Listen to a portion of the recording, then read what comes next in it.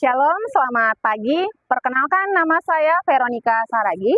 Tempat saya bekerja di SMA Swasta Kampus Nemensen, asal perguruan tinggi Institut Agama Kristen Negeri Tarutung. Kelas yang akan saya percontohkan di kelas 10 atau fase E, dan materi yang akan saya praktekkan adalah gereja dan masyarakat majemuk. Terima kasih.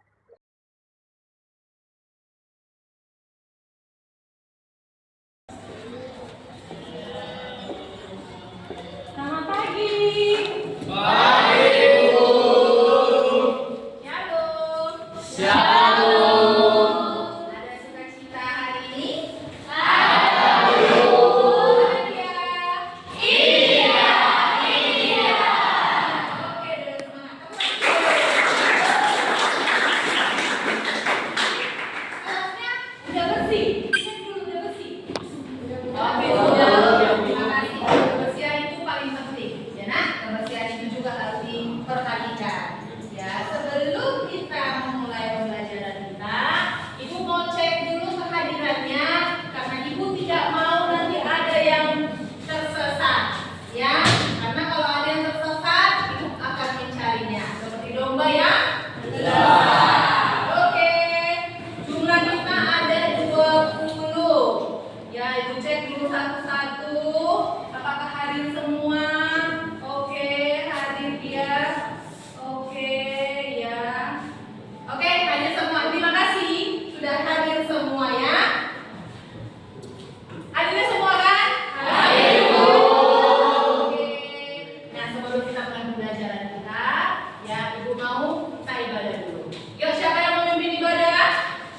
Yuk maju. Ada buat nyanyi, baca firman, dan berdoa. Ya, yuk. Ayatnya sudah tahu kan? Sudah kan? Oke, silakan.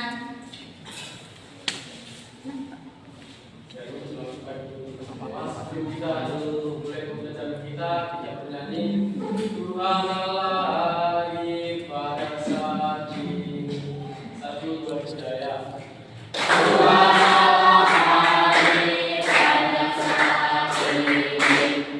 Semua sujud di sini. Dia dengan hormat tubuh serta jiwa. Tunduklah menghadap Dia. Marilah umatnya hati serahkan dalam berdoa. Firman Tuhan yang menyapa kita pada pagi hari ini diambil dari Amsal 1 ayat 7. Takut akan Tuhan adalah permulaan pengetahuan, tetapi orang bodoh menghina hikmat dan didikan. Mari kita bacakan bersama-sama. Takut akan Tuhan adalah permulaan pengetahuan, Takut akan Tuhan adalah permulaan pengetahuan, tetapi orang bodoh menghina hikmat dan didikan. tetapi orang bodoh menghina hikmat dan didikan.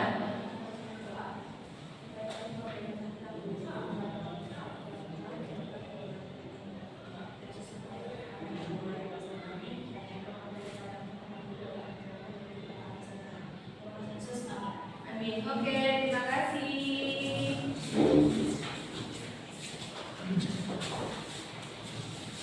Oke, Ibu mau cek dulu siapa minggu semalam yang tidak ke gereja. Yuk, angkat tangan.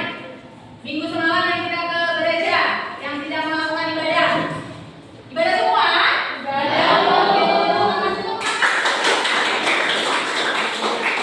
Makasih karena kamu sudah selalu mengingat untuk melakukan hukum Taurat yang ke-4.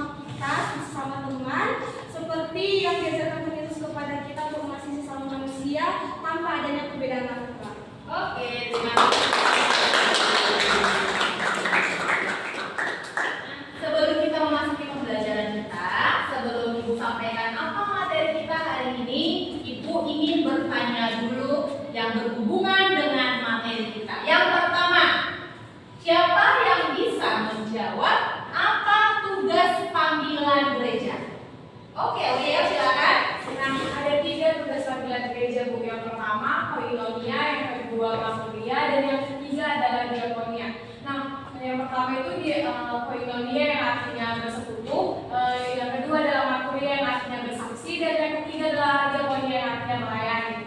Oke, terima kasih. Nah, ini pertanyaan berikutnya. Ya, pertanyaan berikutnya. Siapa yang bisa menjawab atau siapa yang memberikan pandangannya terkait dengan diskriminasi? Oh, oke, Enzi, silakan Enzi. Baik, menurut pandangan saya, pengertian dari diskriminasi itu adalah perilaku tidak setara kepada pihak korban yang dilakukan secara sadar oleh para pelaku dengan ego mereka sendiri. Oke, dilakukan secara sadar ya Enzi ya. Itu karena keegoisan mereka ya Enzi ya. Oke, terima kasih teman-teman.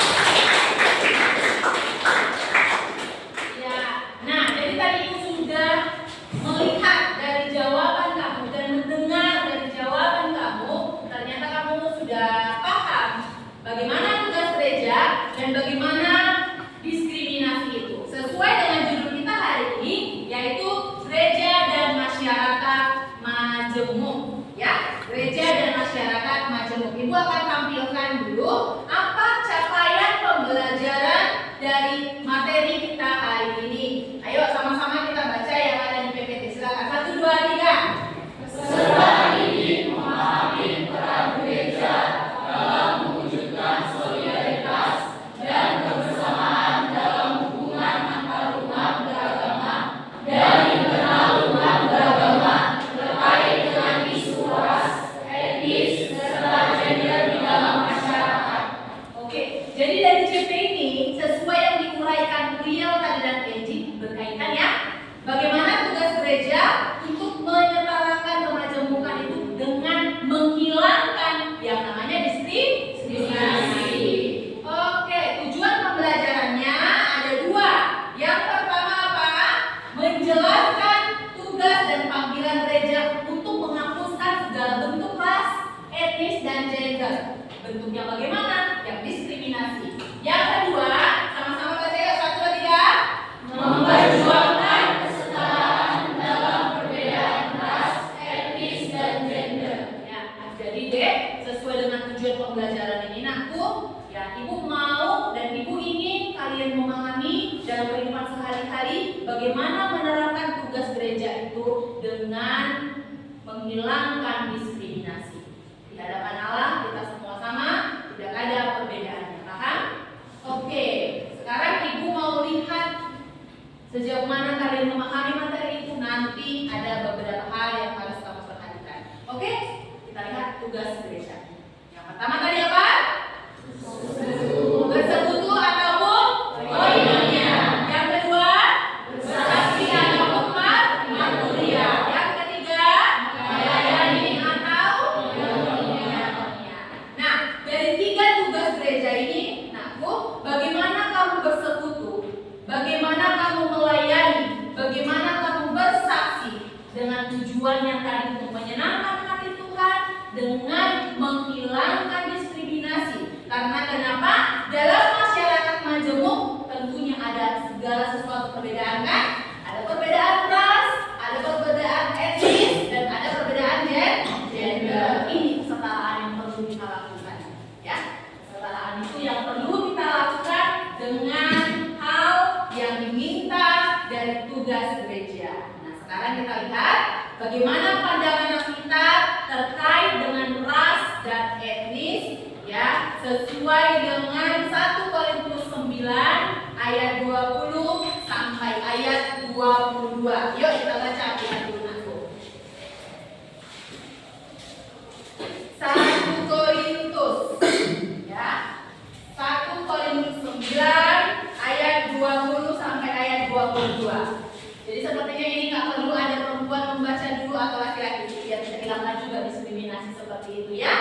Ya. Oke, sama-sama kita baca mulai dari ayat 20. 1, 2, 3 ya. Demikianlah bagi orang Yahudi,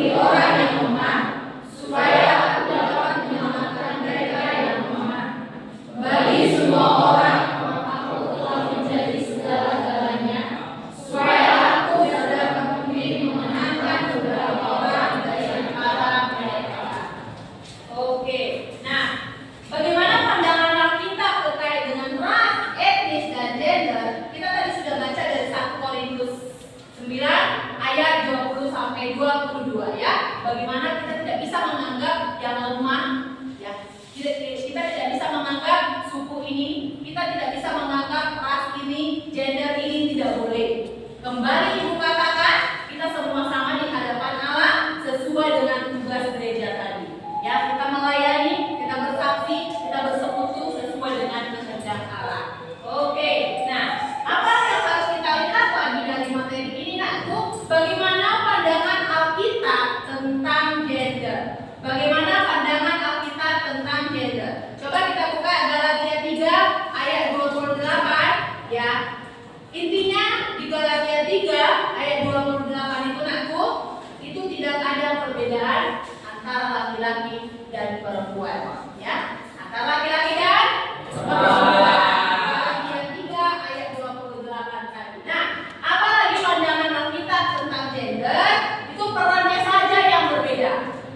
Ya, peran laki-laki apa, peran perempuan apa. Tapi saat ini sepertinya peran itu sudah tidak mulai terlihat kecuali perempuan melahirkan. Ya kan? Hanya itu saja kodratnya perempuan. Contohnya zaman dulu ya, yang memerintah bangsa kita ini tidak boleh perempuan. Tetapi ada reformasi yang terjadi. Maka bisa kan perempuan memimpin bangsa kita ini kan? Oke, ada juga ya dalam suatu gereja, aliran gereja yang menekankan bahwa perempuan tidak boleh jadi pendeta. Nah, lihat sekarang boleh kan? Boleh. Itu. Jadi kita bersyukur ya, diskriminasi itu tidak ada lagi sekarang. Itu karena kuasa siapa? Karena kuasa Tuhan dalam hidup manusia. Nah, next apa yang perlu kamu ketahui dari materi kita ini ya? Ibu angkat satu topik. Kamu bisa lihat di PPT ya, kisah Yusuf. Yusuf itu adalah orang Israel, ya kan? Yusuf adalah orang Israel. Tetapi bagaimana? Dia bisa memimpin orang Mesir. Itu. Jadi ini menjadi contoh nyata dalam Alkitab juga sudah ditunjukkan, ya. Yang walaupun Yusuf adalah bangsa Israel, tetapi dia memimpin bangsa Mesir. Ini menjadi contoh bagi kita. Suatu saat nanti, ya. Suatu saat nanti akan semakin kamu sadari, oh ternyata tidak boleh ada diskriminasi dalam masyarakat majemuk. Sesuai dengan materi kita, ya tidak boleh ada perbedaan. Harus saling menghargai satu sama lain, ya. Harus bisa menerima satu sama lain. Tidak boleh ada penekanan dan memperlihatkan adanya perbedaan tersebut. Nah, karena kenapa? Kenapa? Alkitab sudah mengatakan itu. Ya, Kejadian 1 ayat 27 sudah sangat jelas dikatakan bahwasanya laki-laki dan perempuan diciptakan menurut gambar Allah. Kan tidak ada perempuan diciptakan menurut gambarnya ini. Laki-laki diciptakan menurut gambarnya ini, kan tidak ada. Jelas dikatakan dalam Alkitab Kejadian 1 ayat 27 bahwa laki-laki dan perempuan diciptakan sama-sama diciptakan menurut gambar Allah. Berarti memang kita harus sadar, oh ternyata tidak boleh ada diskriminasi itu. Sebagai tugas gereja, sebagai aku adalah, sebagai saya adalah, sebagai Anda adalah pengikut gereja, harus memahami bahwa tugas gereja itu pun harus kita aplikasikan. Ya, dengan cara bagaimana? Menyadari bahwa kita semua manusia diciptakan menurut gambar dan rupa Allah. Oke, biar tidak bosan kita ice breaking dulu sebentar ya. Boleh semua berdiri? Boleh. Oke. Ya, semangat dulu ya. Kita berdiri dulu. Oke.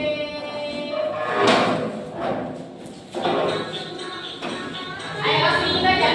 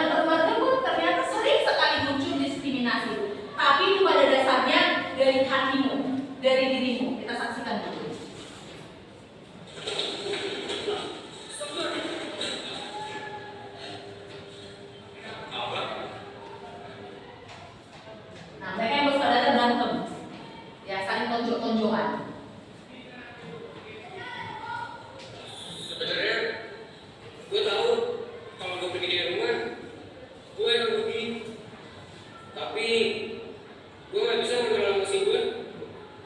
Apa-apa lu, ibu selalu milih lu. Gimana gue nggak ini? Terus lu jadi copet berapa? Enggak, gue ada kerjaan.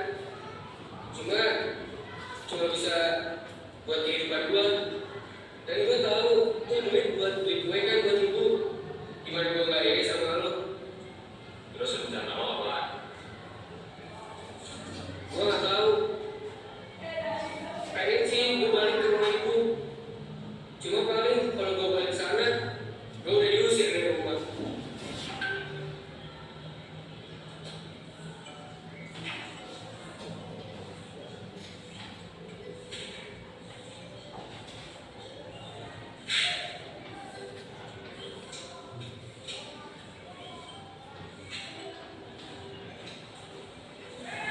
Assalamualaikum, Ibu.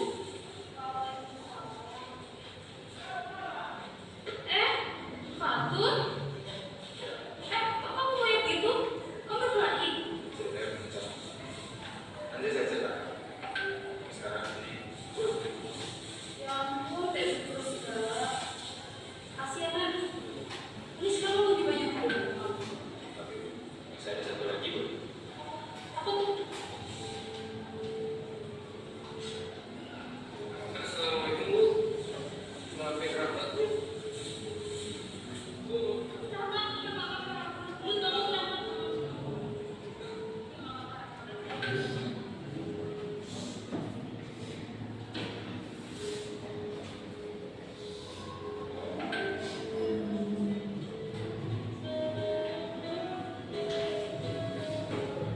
Oke, apa pelajaran yang bisa diambil dari video itu, Nakku? Apa? Belajar ibu yang beri kasih kepada anak-anaknya sendiri. Siapa yang merasa didiskriminasikan oleh orang tuanya? Adakah di tempat ini? Ada? Tidak ada ya. Karena memang kita tahu yang semua orang tua pasti sayang terhadap anaknya, ya.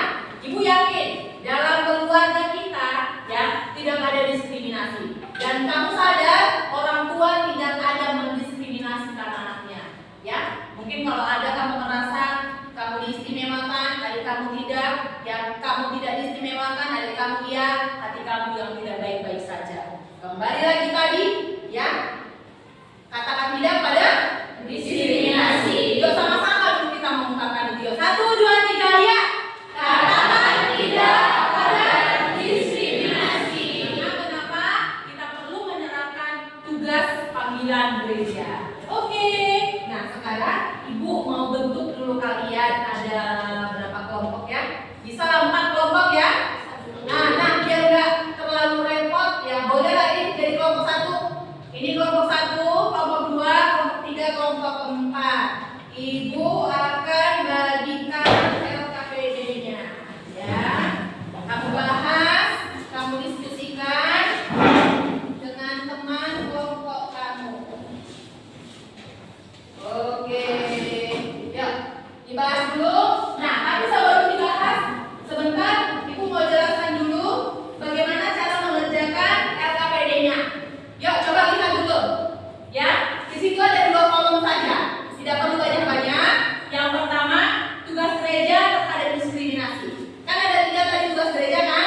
Nah, ketiga tugas gereja itu nanti kamu jelaskan pemahaman kelompok. Di kolom ini saja. Ya. Yang kedua, komitmen kamu bagaimana? Di kolom ini juga langsung. Tapi jangan lupa nama kelompoknya dibuat, namanya juga dan kelasnya. Oke? Silakan.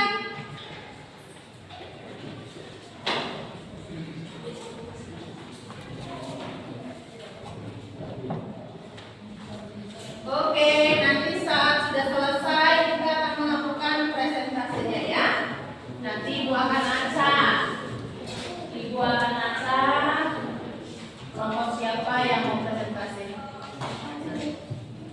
Ini kalian bahas dulu ini tugas gereja terhadap diskriminasi. Tadi ada berapa tugas gereja?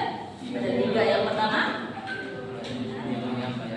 ya, ya, dan koinonia bersetubuh. Jadi caranya itu contohnya ini diakonia. Ini satu-satu diakonia. Bagaimana pemahaman kalian ya dalam hal diakonia ini untuk menolak diskriminasi. Yang Marturia juga seperti itu, yang Koinonia juga seperti itu. Itu yang perlu kalian bahas ya. Oke, sudah bisa kita presentasi? Sudah siap semua? Sudah ya? Sudah? Oke, boleh dikumpulkan dulu? Boleh kita kumpulkan? Oke. Terima kasih. Nah, Ibu acak, Ibu nggak tahu ya, ini kelompok siapa? Ibu nggak tahu, ini ada 4 kelompok. Ibu acak saja, ya Ibu acak. Ibu nggak lihat ini kertasnya siapa. Ya, Ibu akan pilih kelompok mana yang akan mempresentasikan hasil diskusi kami. Oke, ini kayaknya kelompok 1. Kelompok 1 ya. Oke, silakan kelompok 1 presentasikan dulu nak Bu. Ya, silakan ke depan. Ya, kelompok yang lain diperhatikan ya. Ya, didengar ya. Oke, ini diacak.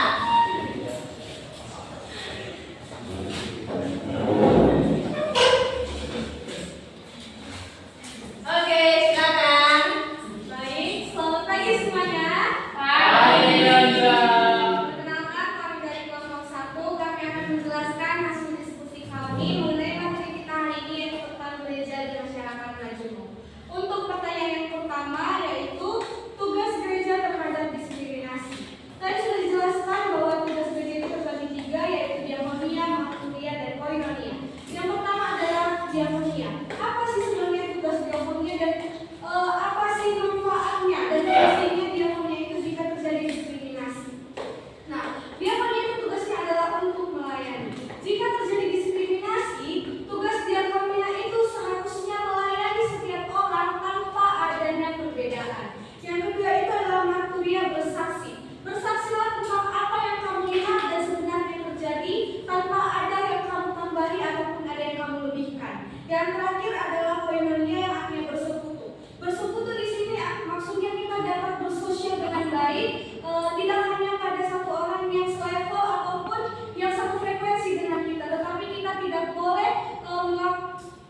boleh memilih teman-teman yang menurut kita hanya sefrekuensi sama kita, tetapi berbaurlah dengan siapapun.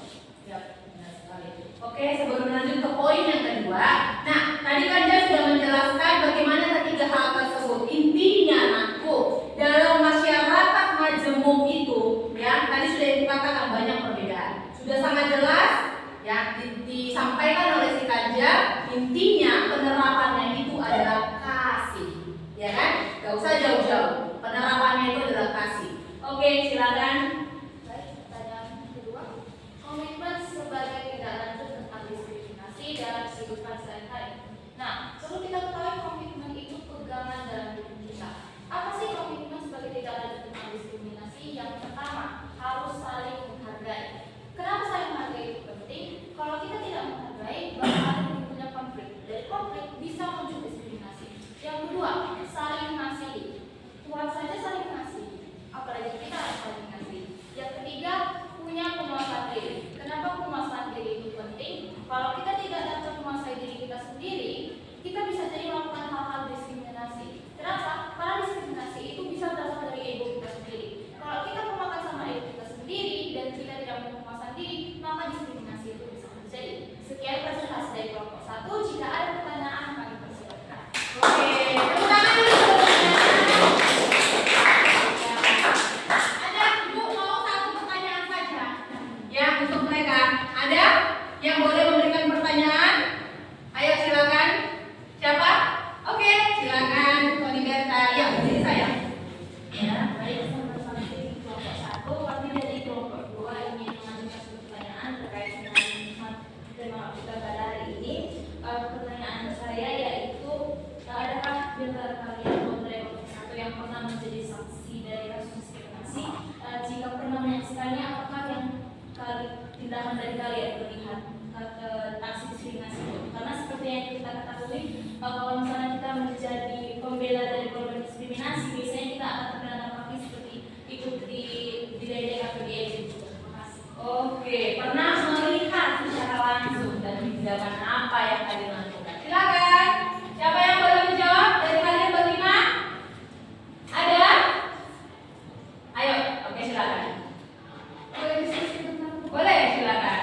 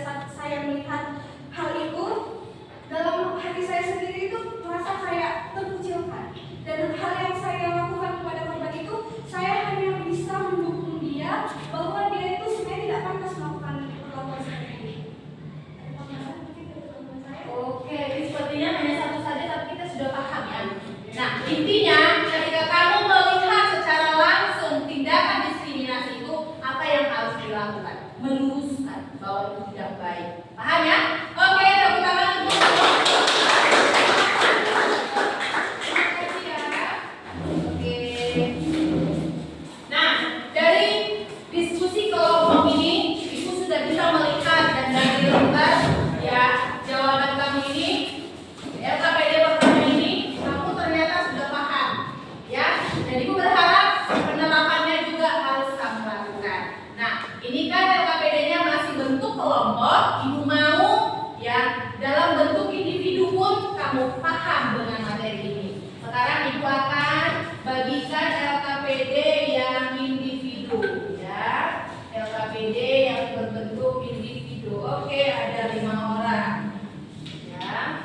Jangan dikerjakan dulu.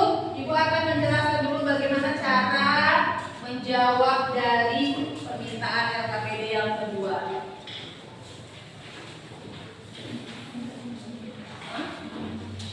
Apanya? Oke. Nah, dengarkan. Di situ ada LKPD-nya ada beberapa pertanyaan. Tadi kita sudah bahas terkait dengan materi kita. Kamu pahami, kamu kerjakan dengan baik. Tapi jangan lupa dibuat namanya. Biar Ibu tahu dan paham sejauh mana kamu menguasai materi. Oke, silakan.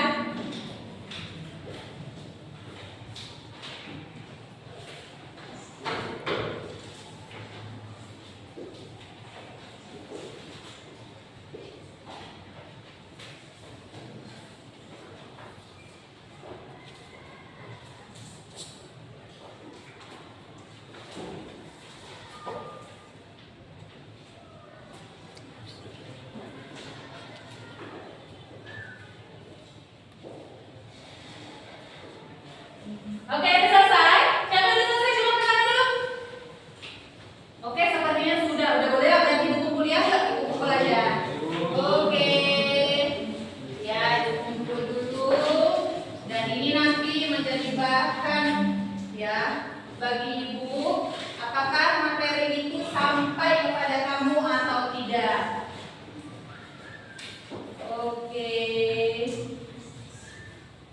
Nah, nanti ini Ibu akan informasikan ke kamu ya sejauh mana pemahaman kamu terhadap materi kita gereja dan masyarakat Majemuk. Oke, sebelum kita mengakhiri pembelajaran kita, siapa yang bisa mendeskripsikan dari materi kita ini atau merefleksikan ini? Oke, Rizky, terima kasih, silakan. Tanpa diskriminasi sangat dan merugikan baik bagi individu maupun masyarakat secara seluruh. Diskriminasi dapat menyebabkan masalah kesehatan mental, penurunan harga diri, isolasi sosial, dan bahkan mengganggu kesehatan fisik. Selain itu, diskriminasi juga dapat memicu konflik sosial, mengganggu hubungan kelompok, dan menghambat kemajuan sosial dan ekonomi. Oke, ini sangat luar biasa ya yang disampaikan oleh si Rizky. Dan dari penyampaiannya itu, nah, bisa kita lihat ternyata bahaya sekali diskriminasi itu ya. Nah, makanya dengan materi kita ini, ya gereja dan masyarakat Majemuk, mari kita sama-sama mengaplikasikan tugas gereja itu dalam masyarakat Majemuk, ya. Dan pada dasarnya memang diskriminasi itu terjadi dalam masyarakat Majemuk, ya. Dan Ibu berharap kamu bisa merefleksikan diri, kamu bisa memulai dari dirimu bahwa tidak pada diskriminasi. Karena kenapa? Karena yang kamu sakiti itu adalah siapa? Siapa yang kamu sakiti jika terjadi diskriminasi? Orang lain, ya. Tuhan yang kita sakiti. Dan itu menggambarkan bahwa kasih tidak ada dalam diri kita. Paham nggak, Bu?